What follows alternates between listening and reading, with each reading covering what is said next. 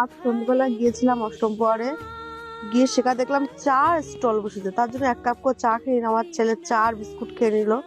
খাওয়ার পরে যেখানে টাকা দান করতে হয় সেখানে গেলাম, কিন্তু আমি না টাকা দান করিনি, কারণ আমার কাছে টাকাই ছিল না, সেজন্য দান করতে পারিনি।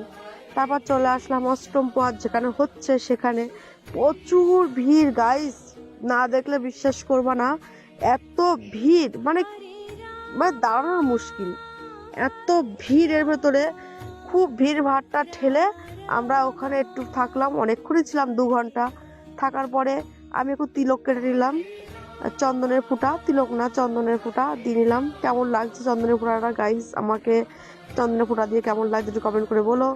তারপর চলে আসলাম খাওয়াতে ছিল মানে ডাল ভাত আর বাঁধাকপি চচ্চড়ি, কুমড়ো চচ্চড়ি আর পায়েস, এইটুকুই ছিল, আর পনির আলুর তরকারি। তারপর খেয়ে নিলাম জল, হাত ধুয়ে জলটা খেয়ে নিলাম।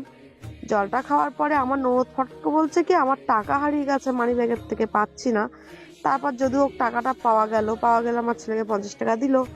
তারপর চলে আসলাম পানের স্টল গাইস, অষ্টম পরে পানের স্টলও দিয়েছে।